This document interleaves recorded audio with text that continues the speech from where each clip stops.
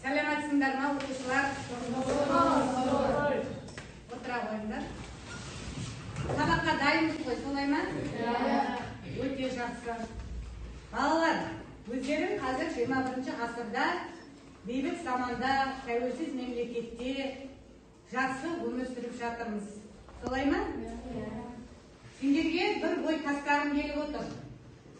Сәбидің бәрі бақытты болуы үшін жаралған. Келсеңіз бе? Сәби бақытты болса, әлем бақытты. Солай ғой? Бірақ сәбидің бақытты болуына кедергі келтіретін қандай жағдайлар болуы мүмкін? Біздің бақытты болуымызға. Ержан, Соғыстың болуы. Соғыс ең бірінші кезекте халықтың тыныштығын ұрлайды. Солай ма? Өте жақсы. Данияр? Ашаршылық? Өте жақсы. Сәндірек? Надандық дейді. Жақсы. Демек? Самат? Балаға қол көтеру. Бұл да баланың бақытты болуына кедергі келтіреді екен, және қандай себептер бар деп ойлайсыңдар? Данияр? Табиғи апаттар. Әртүрлі табиғи апаттар. Келсеңіздер? Жақсы. Және әлімжеттіктер. Мына кішкентай балалардың арасында өте көп кездесіп жатады. Және қандай себептер болуы мүмкін? Төбелестер. Себебі ол келіспеушіліктің, ерегістің соңы әртүрлі мүгедектікке немесе бір баланың өмірінің өзгеріп кетуіне алып келуі мүмкін екен. Жарайсыңдар балалар. Міне, әрбір сәби бақытты болу үшін жаралған десек, осы бақыттан баланы айыратын неше түрлі себептерді жаңа өздерің ғана атадыңдар. Сол себептердің бірі біз қазір сонымен танысайық. 4 часа утра. Без объявления войны германские войска напали на нашу страну.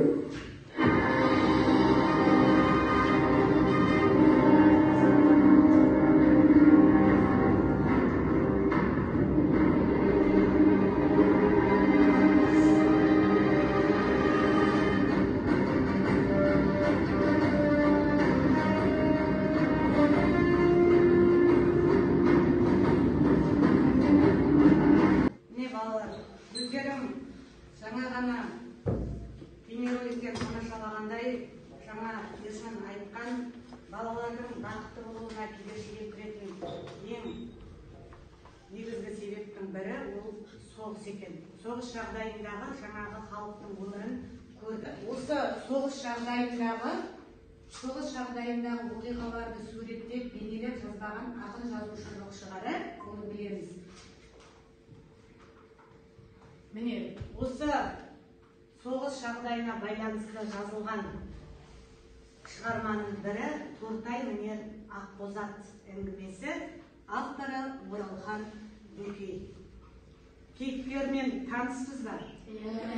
Білеміз, соғыс жағдайындағы жетім баланың тағдыры бәрімізге де жақсы таныс. Өйткені Тортайдың тағдырының соғыс жас баланың тағдырын қалай өзгерткенін бәріміз куәсі болдық. Ал енді бүгінгі оқу мақсатымыз кейіпкерлер жүйесінің заманауи жаңашылдығын өзара салыстырып баға беру. Яғни, осы оқу мақсатына тапсырмаларды орындау барысында бірге қол жеткіземіз. Жақсы. Бұл әңгімедегі негізгі басты кейіпкерлер кімдер еді? Тортай және Орашылар. Жақсы. Қандай мінездеме берген болар едіңдер? Тортайға. Самат?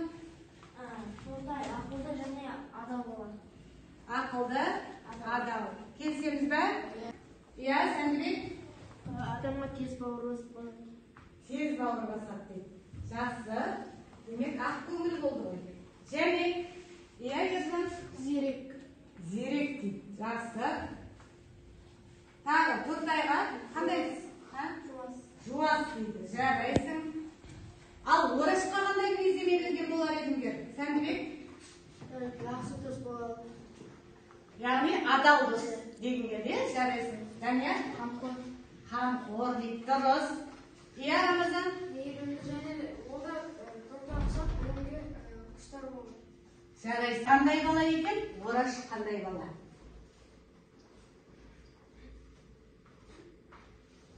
Тортайдың тағдыры қандай болды? Ерте айырылды, жетім болды, иә? Ал Ораш ата-анасы бар фермердің баласы болған екен, ә? Жарайсыңдар. Келесі тапсырмамыз сіздерге бірінші топқа берілетін тапсырма, екінші топқа хикая картасы, үшінші топқа хикая картасы, бұл қазіргі заман бейнесін жазады. Төртінші топқа тұжырым кестесі. Міне осы төрт тапсырманы оқушыларға қазір орындататын боламыз. Бірлесе отырып, міне мынадай тапсырмаларды орындайтын боласыңдар. Бірінші топ. Сіздер манағы өздерің сұрақ-жауап кезінде айтқан пікірлеріңді бір жерде жинақтай отырып, ойларыңды орындайсыңдар. Үшінші топқа хикая картасы беріледі. Төртінші топқа екі кезеңдегі балалар бейнесін салыстыру.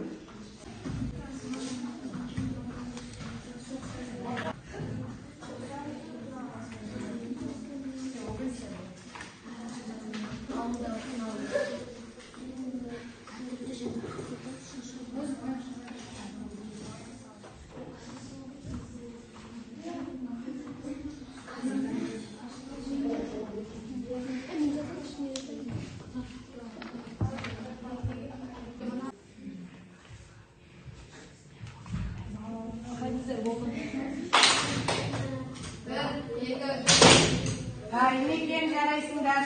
Келесі топ дайынсыздар. Үшінші топ жарайсыңдар. Төртінші топ дайынсыздар. Жарайсыңдар. Олай болса, бірінші топтан бастап тапсырмаларды тыңдай жауап қоя. Ал бірінші топтан кім сөйлейді? Иә, Сәндірек. Тортай тәртіпті, ақылды, адалды, шыншыл, білімді, мейірімді, өз тамағына ысырапшылдық жасамайды. Әке-шешесіне ерте айырылды, жетім бала сезімтал, тазалықтан құмар, әлеуметтік жағдайы төмен. Ораш әңгімешіл ферма меңгерушінің баласы ертегі тыңдауды жақсы көреді. Қарапайым бала, арманшыл бала, әлеуметтік жағдайы жақсы, сезімтал, адал дос, оқуға құштар, ұқсастықтары, адал дос, білім құштар, Білімге құштар балалар, арманшыл, сезімтал. Жақсы, жарайсыңдар. Демек, Тортай мен Ораштың ортақ тұстары және олардың өзінің жеке дара қасиеттерін бірінші топ жақсы ашып берді деп ойлаймын. Кезекте екінші топқа берейік. Сіздерге берілген тапсырма хикая картасы, яғни Тортай мен Ораш өмір сүрген замандағы әлеуметтік ортаның бейнесін сипаттау еді. Соғыстан дейінгі қиыншылықтар, халықтың әл-ауқаты қиын болды. Ата-анасынан айырылған Тортай өзінің арманына жете алмады. Бақытсыз бала кезеңдері, балалардың оқып білім алуына толық жағдай болмады. Ол заманда жетім балаларға жағдай жасалынды, бірақ салынды. Бірақ Тортай сол мүмкіндікті толық пайдаланбады. Жақсы.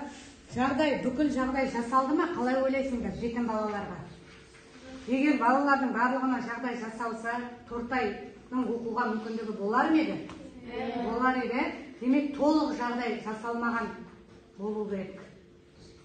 Толық жағдай болғанда, жетім балаларда оқып, Ораш сияқты білім алған болады. Жақсы. Ал енді бүгінгі қоғам 21-ші ғасырдағы жаңа заман бейнесі. Ол үшінші топқа берілген тапсырма болатын. Бүгінгі заман бейнесін қалай сипаттады екен? Қазіргі заман бейнесі 21 21 ғасыр ақыл мен жазбасын заман болғандықтан қазір тек білім керек және де бейбітшілік пен тәуелсіз елдің қатарына кіреміз. Сондықтан оқып білім алуға барлық жағдай жасалынған.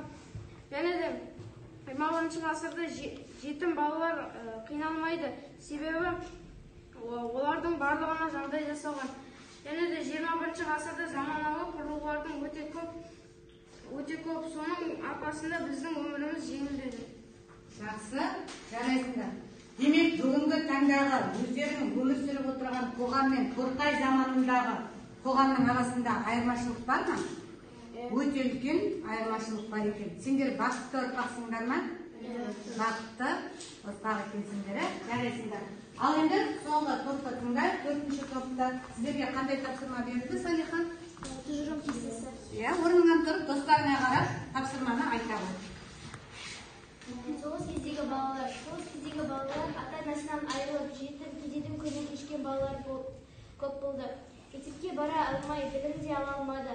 Қара жұмыс жасап күн көруді қиындап, онарды да таба алмады. Осының барлығы соғыс кезеңінің кесірінен болды. Жақсы. Қазіргі замандағы балалар оқуға, білімге деген мүмкіндігі көп. Біз тәуелсіз бейбіт заманда өмір сүрудеміз. Тегін білім аламыз. Мемлекетіміздің білім деңгейін өзге елге танытып, жоғарыдан көрсетуге мүмкіндігіміз өте көп. Жақсы. Ал енді қандай тұжырымға келдіңдер? Тұжырым біз бейбіт заманда тыныш білім алып оқып жүрміз. Ата-бабамыздың көрген зардабын бізге бермесін деп тілеймін. Өте жақсы. Әдемі жақсы қорытынды жасаған екенсіңдер. Тортай мен Ораш бейнесін талдай келе, бүгінгі заманның, бүгінгі бейбіт, тыныш өмірдің қадіріне жетуіміз керек екен.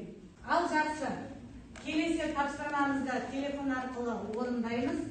Wordwall сайты арқылы берілген тапсырманы ашайық. Телефондарымызды шығарайық. Осы әңгіме бойынша 10 тапсырма берілген викторина сұрақтары сілтеме арқылы кіріп жауап береміз.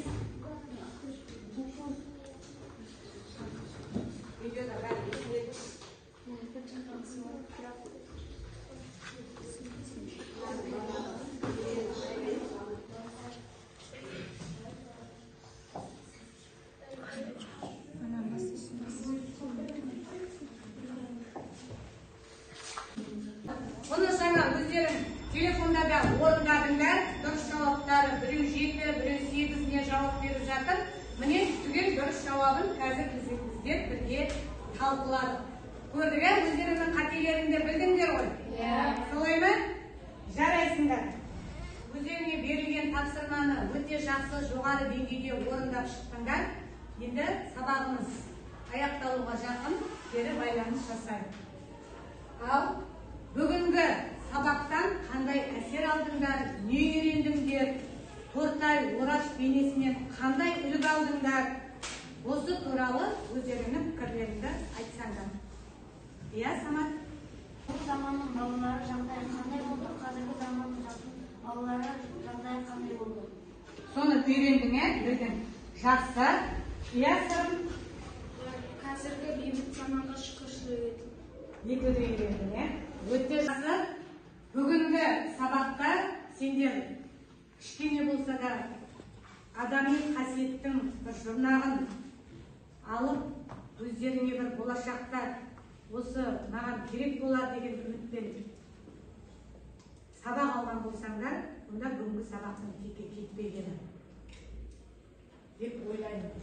Осындай бейбіт заманның қадірін біліп жүрейік. Міне, олай болса, үй тапсырмасын алайық. Менің болашақтағы арманым деген тақырыпта эссе жазу. Жақсы балалар, осымен бүгінгі сабағымыз аяқталды. Сау болыңдар.